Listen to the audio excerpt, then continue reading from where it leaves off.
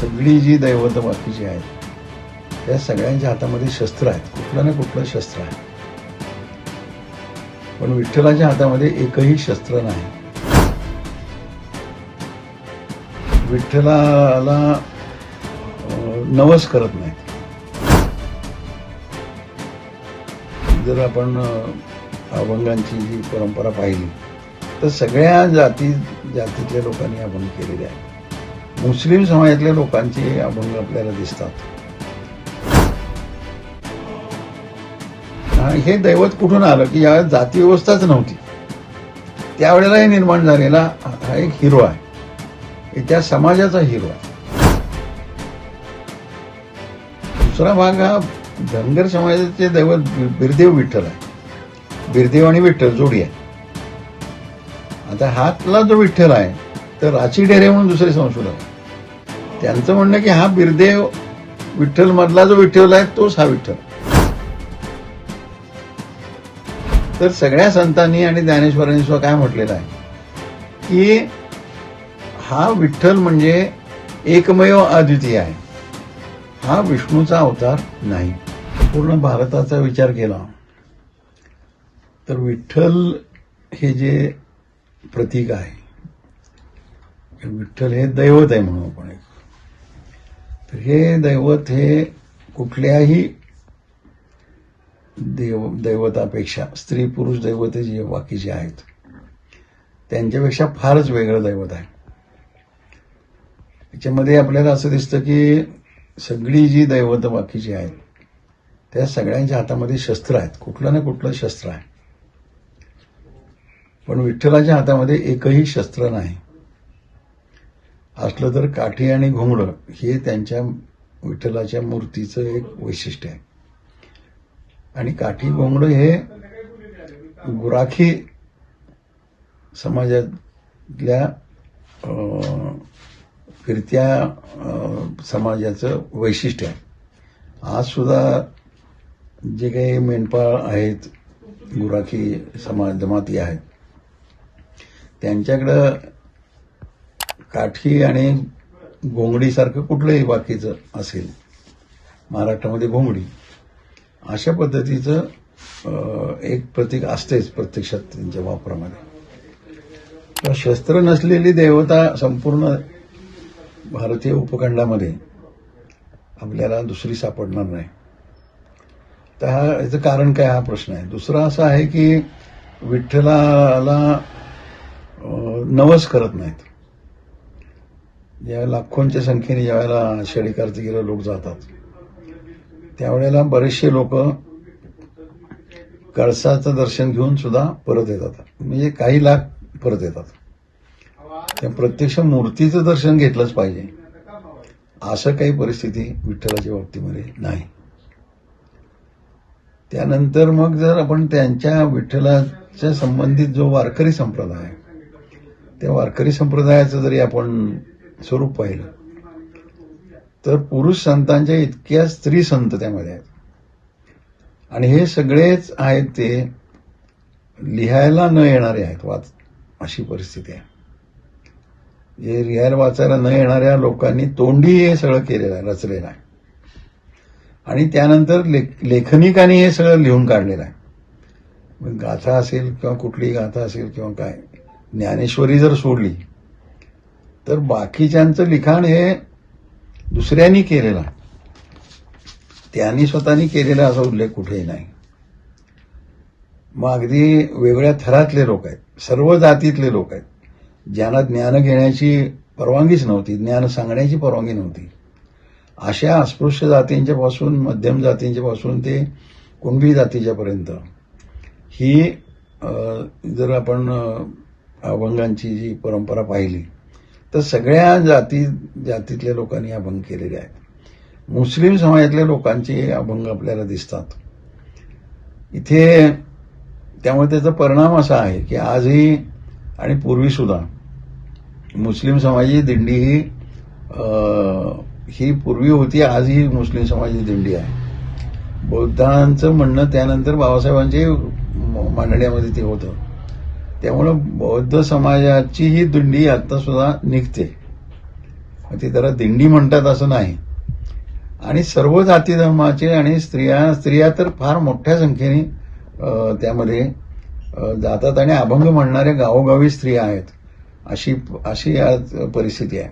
आणि पाठ आहेत अभंग अनेक स्त्रियांना. आता जरा कमी झाला असेल आधुनिकता, जी तथाकथित आधुनिकता ही जी स्त्रियांच्यापर्यंत पोहोचली आज, त्यामुळं तो सगळा भाग आहे तो कमी झाला असण्याची शक्यता आहे तरी सुद्धा. आणि मग आणखीन एक वैशिष्ट्य जे आहे त्यातलं की ते जे वाऱ्या आहेत त्या वाऱ्या ह्या आषाढी आणि कार्तिकीला आहेत. तर हे दोन्ही जे महिने आहेत, आषाढ हा पाऊस सुरू होतो आषाढामध्ये आणि खरीपाची पेरणी करण्याचा काळ असतो, आणि कार्तिकमध्ये सुद्धा शेतीच्या कामाचा घोष असतो दुसऱ्या रब्बीच्या. अशा परिस्थितीमध्ये वाऱ्या कशा काय होतात, वारीला कसे काय एवढ्या मोठ्या संख्येने लोक जातात, तर या सगळ्या संदर्भामध्ये सुद्धा संशोधन झालेलं आहे. त्यातलं विशेष संशोधन जे आहे, जे आर्किओलॉजीचा पाया धरून, म्हणजे ज्याला आपण पुरातन वस्तू संशोधन शास्त्र म्हणतो, तर त्याचा पाया धरून केलेलं संशोधन हे दामोदर धर्मानंद कोसंबींचं आहे. ते मोठे शास्त्रज्ञ होते. ते खरं तर गणितज्ञ होते, परंतु हिस्टॉरियन सुद्धा होते. तर त्यांनी संपूर्ण, ज्याला लघु आश्रम संस्कृती म्हणतात, त्या लघु आश्रम संस्कृतीपासून, म्हणजे जे फिरता समाज होता त्यावेळेला स्थिर शेतीचा शोध लागलेला नव्हता, आणि अशा वेळेला त्या फिरत्या समाजाच्या ज्या काही गरजा होत्या त्या गरजांच्या दृष्टीनं दगडी हत्यार, दगडी उपकरणं ही त्यावेळेला वापरली जात होती. तर त्याने स्वतः या संपूर्ण पालख्यांचे जे मार्ग आहेत त्या मार्गांच्या वर या लघु आश्रमांचा शोध घेतला, आणि त्यामध्ये मग दगडी चाकू, दगडी बाकीची उपकरणं ही त्यांना सापडलेली आहेत. मग याचा अर्थ असा होतो की या पालख्या ह्या ज्या आषाढीला तिथे जात होत्या त्या का जात होत्या बाबा, असं त्यांनी विचार केला. त्यावेळेला आषाढालाच का, तर त्यांनी असं त्यामध्ये संशोधनामध्ये मांडलेलं आहे की लोखंडाचा शोध त्या काळापर्यंत लागलेला नव्हता, या अर्थी दगडी सगळं हत्यारे होती. पण लोखंडाचा शोध देशातच कुठं त्या काळात लागलेला नव्हता. आणि मग अशा काळामध्ये मोठी झाडं तोडणं, जिथे पाऊस जास्त पडतो अशा ठिकाणची झाडं तोडणं, हे अशक्य कोटीतली गोष्ट होती. त्यामुळं हा जो कृष्णा काठ, गोदावरी काठ, ही मोठ्या नद्यांची जी खोरी आहेत त्यांच्या उगमाचा जो प्रदेश आहे, या संपूर्ण प्रदेशामध्ये जो प्रचंड पाणीसाठा पुरांचा होत असेल, नद्यांचे पात्र ओलांडून जाऊन, त्यामध्ये प्रचंड मोठं जंगल, आणि हे जंगल तोडून शेती करणं हे अशक्य कोटीतली गोष्ट. आणि जनावरं राखण्याची संस्कृती होती, जनावरं राखून जगायचं आणि फिरती शेती करायची. जिथं जाईल तिथं बिया फेकायच्या आणि शेती करायची, तिचं अन्न खायचं, आणि दूध दुभतं, आणखीन मांस जे असेल ते जनावरांच्या, म्हणजे मेंढ्या समजा असतील तर, शेळ्या असतील तर अशा पद्धतीनं तो संपूर्ण हा फिरता समाजाचा जो काळ होता तो काळ होता. त्यामुळं आषाढ सुरू झाला की जनावरांचे खूर पण कुजतात, मेंढ्यांचे खूर कुजतात, शेळ्यांचे खूर कुजतात, आणि पूर्ण चिखल पाणी अशी परिस्थिती असते. त्यामुळं आषाढामध्ये ह्या भागातून कमी पावसाच्या प्रदेशात जाणं हे क्रमप्राप्त ठरतं.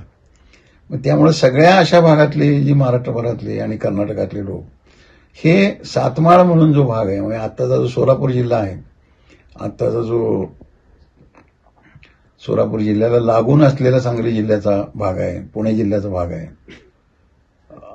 असा जो भाग आहे, या भागामध्ये ते जात होते. कारण हा जरा चढाचा भाग होता, पठाराचा भाग होता दख्खनच्या, आणि हा कमी पावसाचा प्रदेश आजही आहे आणि त्यावेळेलाही होता. आणि अशा परिस्थितीमध्ये त्या ठिकाणी कमी जो पाऊस पडतो तेवढ्यात हिरवळ मात्र येऊ शकत होती.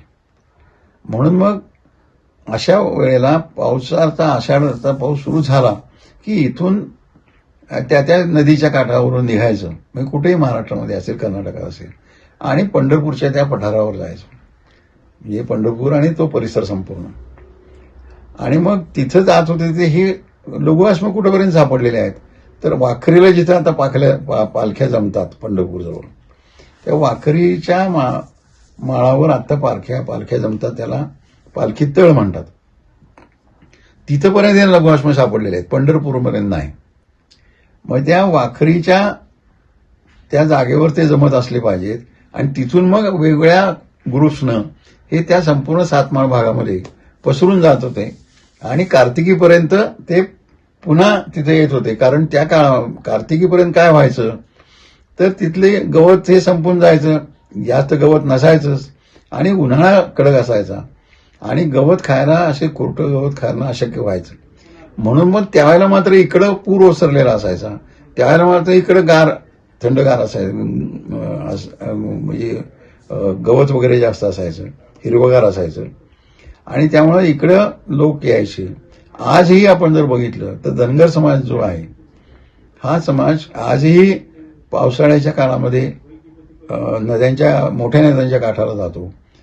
आज आपल्या हा सांगली, सातारा, कोल्हापूर जिल्ह्याचा भाग जरी पाहिला, सोलापूर जिल्हा वगैरे, पुणे जिल्हा, तर हाही असा इकडं जास्त पावसाच्या प्रदेशामध्ये आजही जातो, आणि पुन्हा आषाढ्यामध्ये तो आटपाडी, सांगोला, माळशिरस, अकलूज वगैरे वगैरे अशा त्या भागांच्यापर्यंत जातो. तर हा जो सगळा भाग आहे तो त्याच्यामध्ये उरलेला आहे, तो निसर्गाच्या त्या सगळ्या परिस्थितीमुळेच आहे.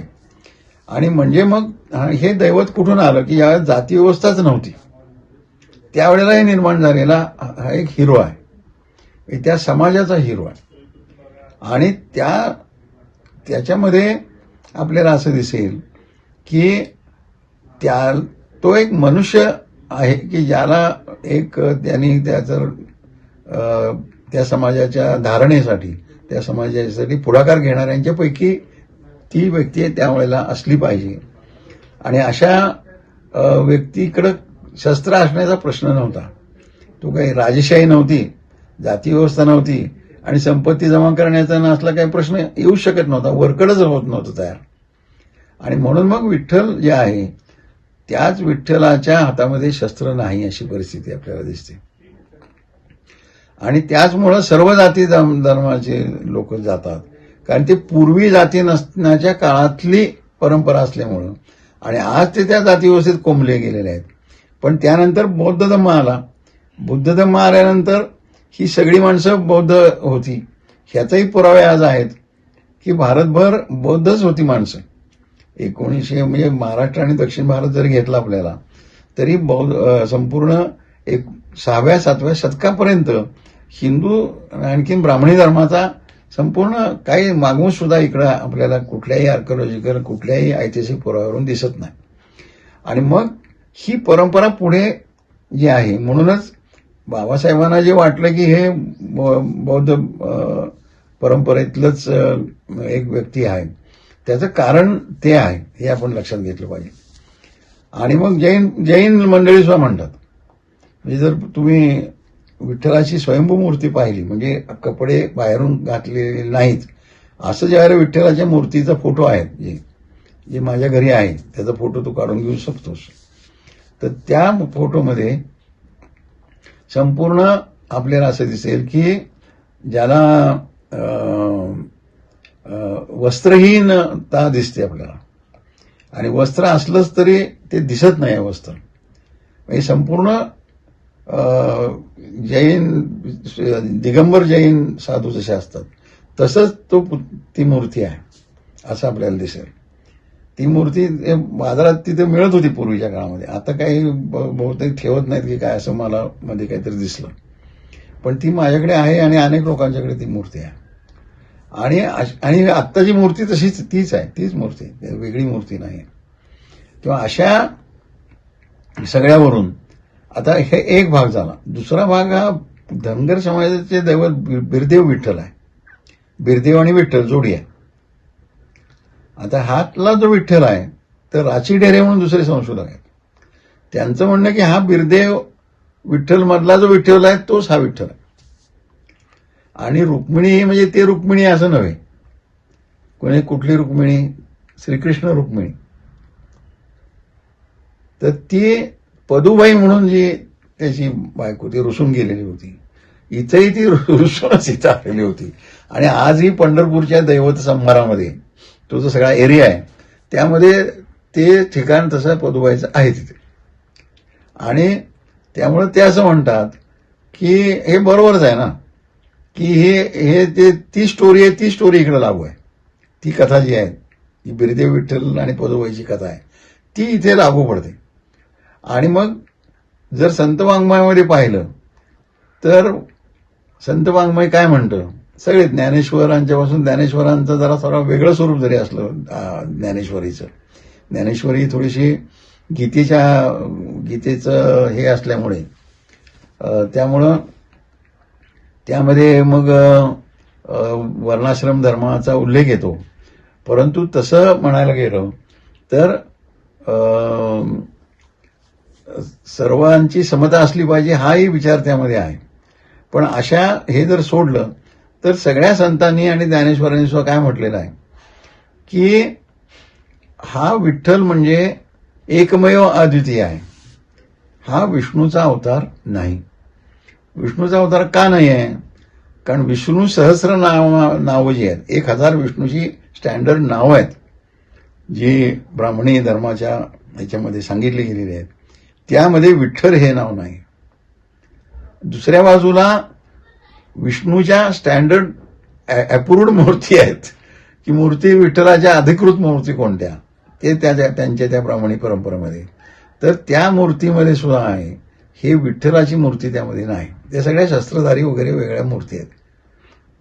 अशा परिस्थितीमध्ये आमचा विठ्ठल हा एकमेव अद्वितीय विठ्ठलच आहे, हा दुसरा कोणाचा अवतार नाही. आणि म्हणून जर अभंगांच्या मध्ये पाहिलं आपण तर विठ्ठलाची तुलना ही गोपाळ श्रीकृष्णाशी होते, विष्णूशी नाही होत. हे गोपाळ श्रीकृष्ण वेगळा आणि विष्णू वेगळा अशी परिस्थिती त्यामध्ये निर्माण झालेली आहे.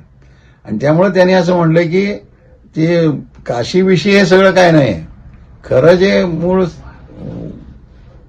महत्वाचं ठिकाण जे आहे ते पंढरपूर आहे. काशी आणि बाकीची जी ठिकाणं सांगितली जातात त्याचा आमचा काही संबंध नाही. अशा परिस्थितीमध्ये जे आलेलं आहे त्या अभंगांच्या मध्ये त्याच्याशी हे जे संशोधन आहे हे जुळणारं संशोधन आहे. आणि म्हणून मग बडवे हटाव चवळीच्या वेळेला सुद्धा आम्ही मांडणी केलेली होती की इथे ब्राह्मणांचा काही संबंध नव्हता, हे जवळच ब्राह्मणांचं नाही. हे नंतर बादशाहाने कोणाला नेमलं आणि कोणाला हे काय दिलं, त्या बादशाचा काय संबंध आहे असं नेमण्याचा, ही भक्तांची हे आहे. स्त्री पुरुष समतेवर आधारलेली परंपरा आहे आणि जातीव्यवस्था न मानणारी परंपरा आहे. कारण जाती त्यावेळेला नव्हत्या म्हणूनच ती परंपरा निर्माण होऊ शकत होती. तर आता त्याचं कन्व्हर्शन करण्याचा मध्ये प्रयत्न झाला आणि त्यातून मग ते बडव्यांचं प्रभुत्व आणि बडव्यांनी देव ताब्यात घेतला, अशा तऱ्हेची परिस्थिती त्यामध्ये निर्माण झाली होती. ती घालवण्याचं जे आंदोलन वारकऱ्यांचं झालं आणि त्यामध्ये शेवटच्या टप्प्यामध्ये आम्ही मंडळीने त्यामध्ये जो विद्रोही सांस्कृतिक चळवळीच्या माध्यमातून असेल, सम्यक मुक्ती दलाच्या विठोबा रुक्माई मुक्ती आंदोलनाच्या माध्यमातून असेल, जी चळवळ झाली त्या सगळ्या संयुक्त चळवळीच्या परिणामी ते आटले गेलेले आहेत. तर याचं कारण हे लोकांना का बरं वाटलं किंवा त्याच वारकरी संप्रदाय आमच्यावर राहायला त्याचं कारण काय? कारण ती चळवळ वारकरी संप्रदायानंच सुरू केली होती, यांचा काय संबंध नाही तेव्हा. आणि त्या म्हणण्याचा पायाच मुळात या संपूर्ण विचारसरणीशी आहे, या इतिहासाशी आहे. आणि त्यामुळं शिवाजी महाराजांनी सुद्धा जे बोलवलं तुकाराम महाराजांना, तर त्यांनी जे अभंग लिहिलेले आहेत की मी तिथे येऊन काय तिथं करू, तिथं ते तुम्ही मोठे मोठे श्रीमंत लोक तुमच्याकडे असतात, त्यांचं ते बाकीचं सगळं थाटमाट असतो, ते आम्हाला काय नाही, आम्हाला त्याचं काही महत्व नाही आहे. आणि तिथं येऊन म्हणजे आम्हाला उलट वेळ वाया घालवण्यासारखा प्रकार आहे. म्हणजे जवळजवळ असं म्हटलेलं आहे की आम्ही इथून असेल तेच काय ते तुम्हाला सांगतो, तुम्ही कसे वागावे काय वागावे याच्या बाबतीमध्ये, परंतु तिथं येऊन सत्कार करून घेण्याची आमची काही इच्छा नाही आणि हे बरोबर होणार नाही. हा जो संपूर्ण परंपरेतला भाग आहे, किंवा नामदेवानी उत्तरेकडे जाणं आणि शीख संप्रदायाशी तिथे त्यांच्या नंतर जो शीख संप्रदाय निर्माण झाला त्याच्यामध्ये त्यांचे अभंग गुरु ग्रंथ साहेबमध्ये येणं, हे सुद्धा ह्या समतेच्या परंपरेचं परिणाम आहे असं आपल्याला म्हणता येईल. किंवा ते कबीरापासून जे सगळी जी आहे, बेगमपुरा आहे यांनी मांडलेला, रैदासानी कबीरानी मांडलेला आहे ही समतेचा जो काही संदेश आहे तो, याचा सगळ्याचा संबंध हा या सगळ्या ऐतिहासिक ह्याच्यासाठी आहे. याच्यामध्ये हे फक्त वैचारिक नाही, तर ही परंपरा अशी जोडून जोडून चालत आलेली परंपरा आहे आणि त्याला नुसती कोणाची तरी कल्पनेतून आलेली नाही, तर त्याला संपूर्ण फिजिकल पुरावे आहेत. म्हणजे त्याला पुरातन वस्तू संशोधनाचे पुरावे आहेत, त्याला अभंगांचे पुरावे आहेत, त्याला त्यावेळच्या शिलालेखांचे पुरावे आहेत. हे रचित हिस्ट्री नाही आहे, ही आता मी सांगतोय तुम्हाला मगापासून, ती रचित हिस्ट्री नाही आहे, तर ही पुराव्यानिशी घेतलेली हिस्ट्री आहे असं आपल्याला म्हणता येईल. ज्यामुळे सविस्तर बोलता येईल, परंतु आता थोडक्यात सांगायचं झालं तर हे असं आहे.